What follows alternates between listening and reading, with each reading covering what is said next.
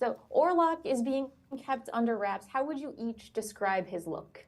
I mean, basically, the cinematic vampire's evolution from Max Schreck to Edward Cullen, we needed to make the vampire scary again. So I went back to the folklore when people actually believed in vampires, and these early Baltic folk vampires, I mean, they're closer to zombies in appearance. So I had to ask myself, what does a dead Transylvanian nobleman look like?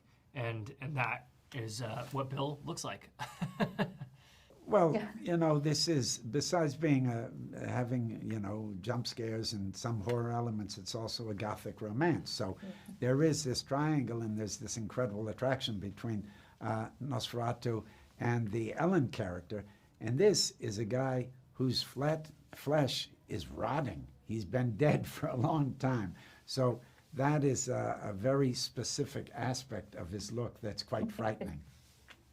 Yes, and it's very interesting to be like, I'm rotting, but you're also attracted to me, and I'm sexy as well. Exactly. Life's complicated. Willem, you give us a bit of levity in this landscape where there isn't much of it. It's very much a gothic drama romance. Yes. How do you approach giving a character these sort of maniacal little touches, but still very much keeping us grounded? It's all in the writing. It's all in the situation. I mean, he's an outsider. And he's sort of rejected, with the exception of his former student and his complicity and his being able to see the Ellen character and really understand what she's going through rather than judging her, because he understands the importance or the existence of the darkness. So he understands the little ironies of life, and I think that's just expressed in the text.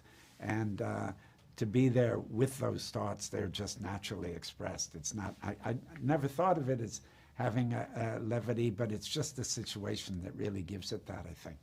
He's the guy that I would want to be friends with. We love a misfit. So I guess that's why it's levity for me, because I'm like, he's the one that I want to be friends with. I'm with you. This movie was so obviously created by folks who have a deep, deep love of the source material. It feels like a very faithful adaptation, but very much through the lens of Robert Eggers.